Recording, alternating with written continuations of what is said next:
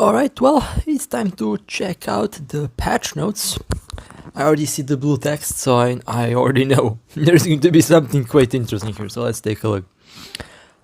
Malpais, region briefing. With further exploration of regions like Cobalt Edge, more remote and dangerous systems frequented by wayseekers have been discovered. Malpais. The Malpais region consists of 15 constellations with a total of 102 systems, all of which have a security level assessment of below 0, as expected.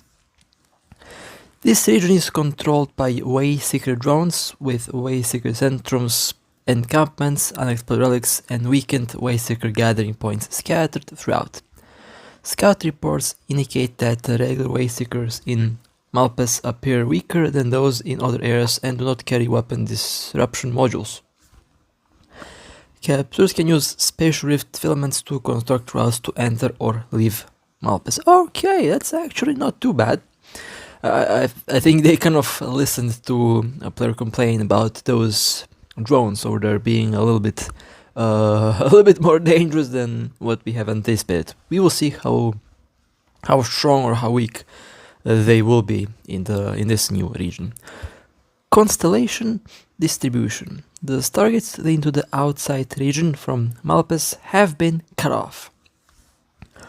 The system within the region are not fully connected and can only roughly be divided into Western Constellation, Southern Constellation, Northern Constellation, a total of 3 areas, main enemy distribution, Western Constellation, medium and small wayseeker fleets with only battlecruisers and small tonnage ships allowed entry.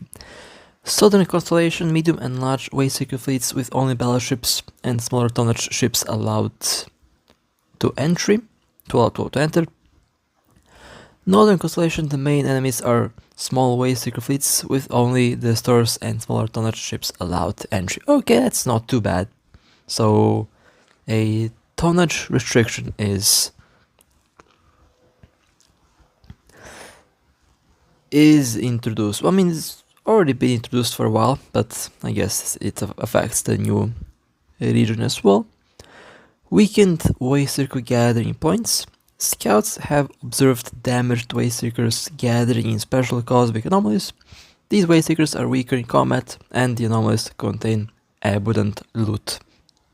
Okay. Special mechanism. Corrosive dust. Due to the presence of large amounts of corrosive dust within the region, prolonged exposure to the Malpais region will cause damage to ships. If a ship remains in the Malpais region for more than 1 hour, it will suffer continuous damage until it exits the domain, or until the ship doesn't exist anymore, until it turns into a wreck.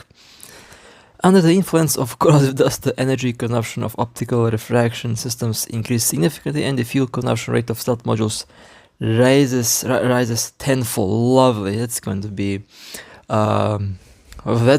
quite a lovely thing to experience. High activity system alert. When wayseeker cosmic anomalies within the system are destroyed at high frequency, the pulses generated by frequent wayseeker fleet explosions will cause the system to be highlighted on the radar star map. Star map data resets every hour, so basically you can see where players are based on the map. Okay. Wayseeker bounty reward. Due to the high risk involved when capsules carry high value materials while exploring the Malpais region, Concord will assess the value of materials in the ship hold and increase the wayseeker bounty reward accordingly. The value of materials will exclude pinpoint fibers during calculation. The bounty bonus reward are divided into 7 tiers. Wayseeker research data. Destroying wayseekers in the Malpais region may result in the drop of various levels of wayseeker research data. Captures can bring these back to the station for use, earning various amounts of LP or merit points as rewards. Note, if captures carry this item in the ship's cargo hold and the ship is destroyed in the Malpais region, the items may be lost. Alright, that's understandable. Structure info. Due to unique environment of the system, the Malpais region is currently completely controlled by wayseeker drones. Trailblazers have not established a station, and capsuleers cannot anchor any structures. System broadcast. The Malpais region does not have a broadcast management center, so it's impossible to view online captures, and the local population is displayed as a question mark.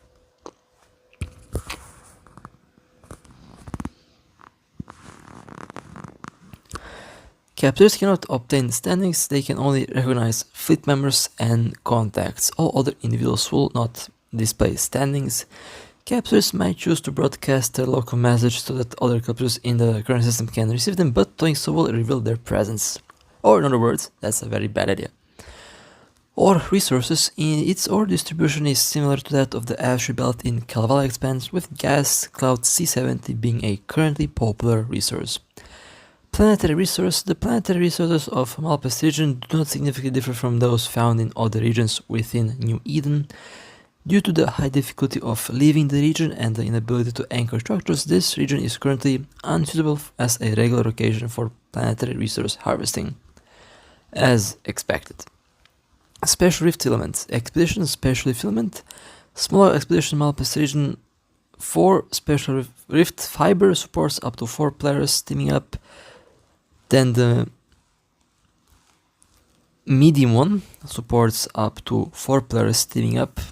Okay, probably medium-sized ships. And the large expedition supports up to 4 players teaming up to travel with large ships. Although I feel like this hasn't been described properly, but okay. I think we can all already guess based on the name small, medium, and large what ship type it's for.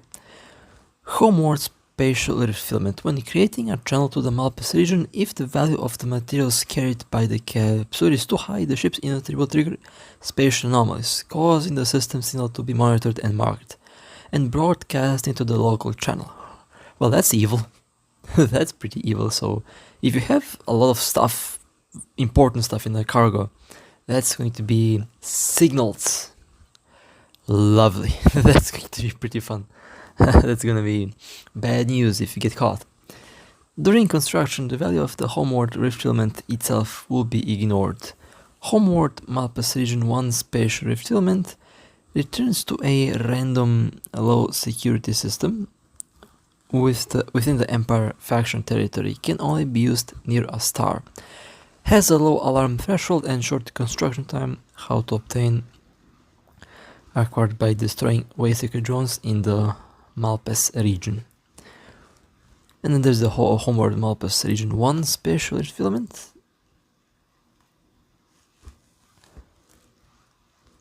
Also returns to a low security system and a medium alarm threshold and medium construction time. Okay. And the Filament 3 has a high alarm threshold and a long construction time. Okay. Well, I would say this seems fair, although we will see how this will work. Version preview, target analyzer. Okay, released after maintenance on May 21st. Well, that's actually quite a long time away from now.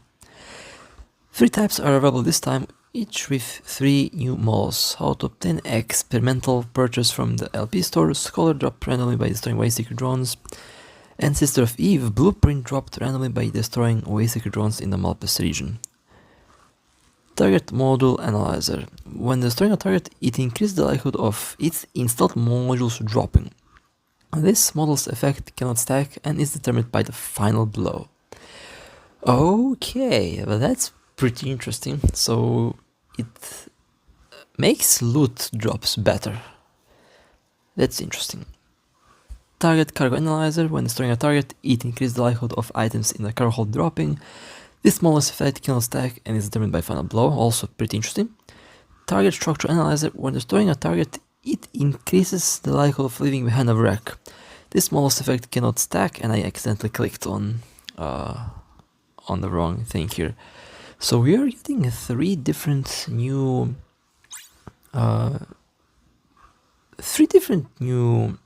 modules that seem quite interesting. It improves loot. Those are going to be expensive on the market. New event encounter. Okay, if you like to do those events, then yeah, go for it. I don't usually do missions and I don't usually do event missions. Insurance updates to improve capsular experience, simplify insurance rules, encourage market activity, boost market demand, minimize unnecessary delays after ship destruction, and reduce the impact of consecutive ship losses. Concord has partnered with insurance companies to implement several significant updates to the insurance mechanism. Insurance cost calculation distinctions between different ships, models, rigs, and of course will no longer apply. Instead, upon ship destruction, calculations will be made as follows. Regular ship premium fixed at 30%, capital ship premium 50%, number of capital ships destroyed within 30 days times 5% with a minimum of 35%. Super capital ship premium 50%, number of super capital ships destroyed within 30 days times 10% with a minimum of 40%. After the adjustment, capsules no longer need to wait for 3 months and can make claims at any time within a 12-hour lock period for PvP.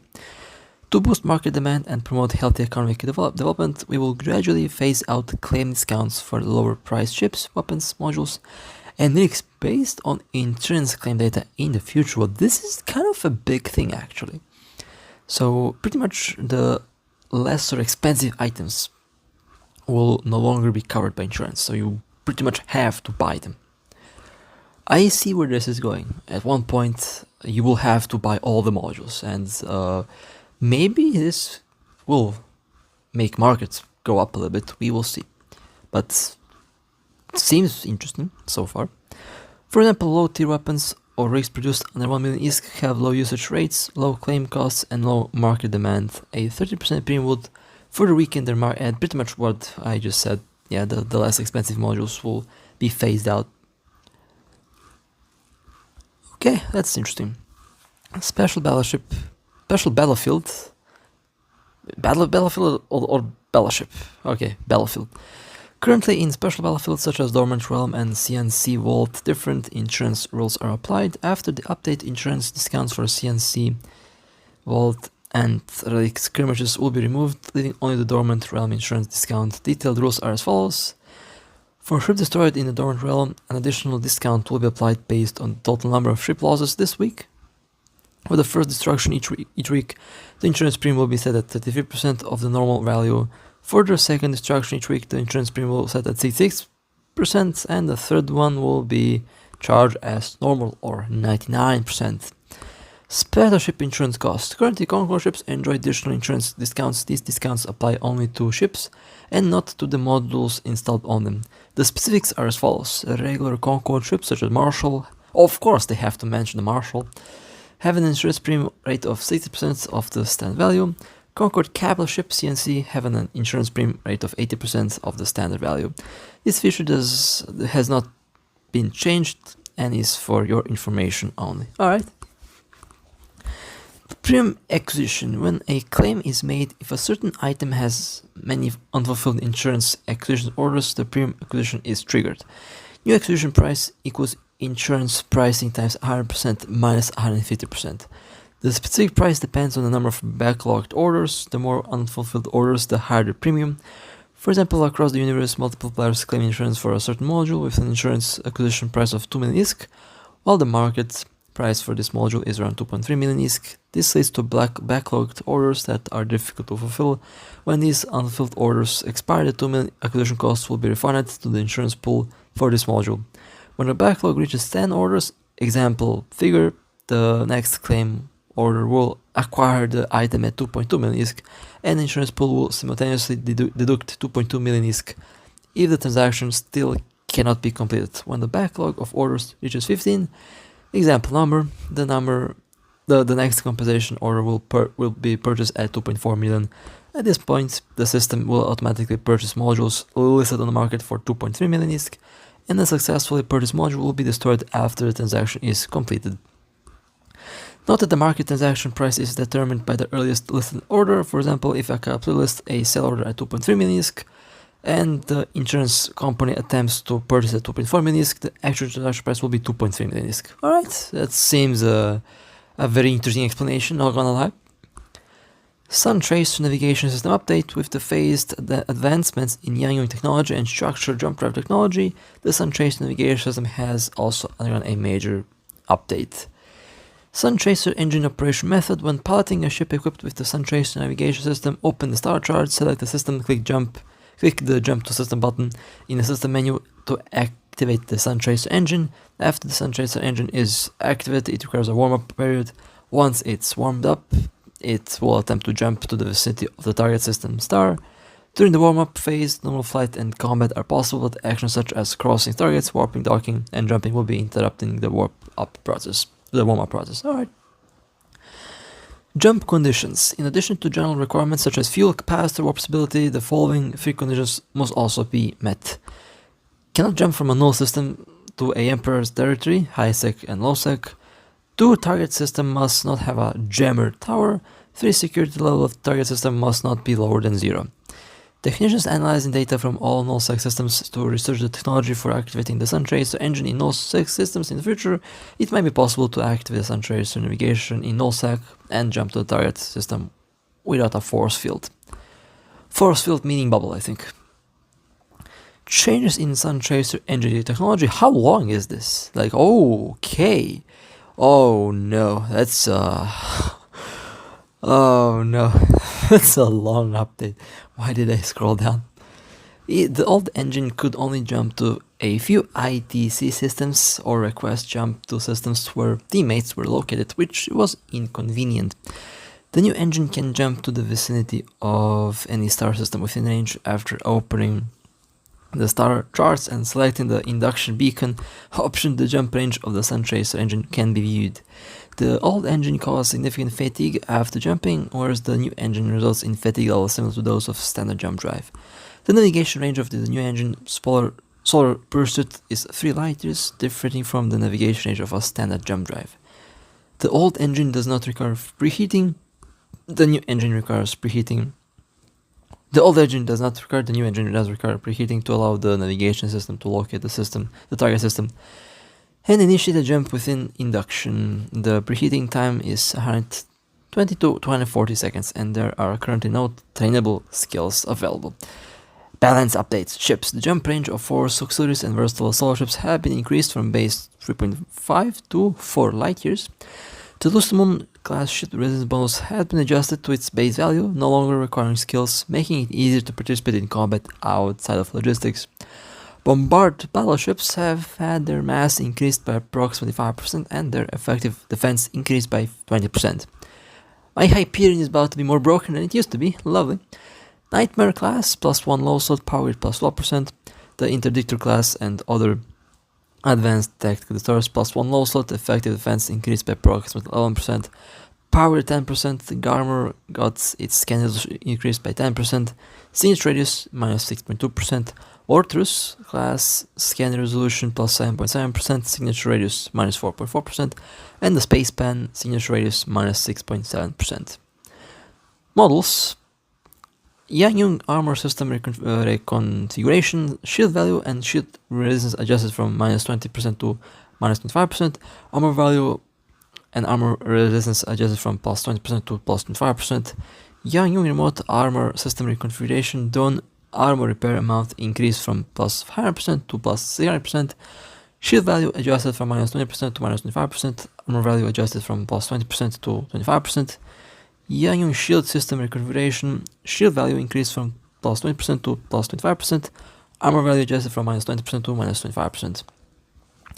Missiles and Mordu Legion ships. To enhance missile tracking capabilities against high-speed targets and reduce damage delays in ultra long-range combat, the following adjustments have been made to missile velocity.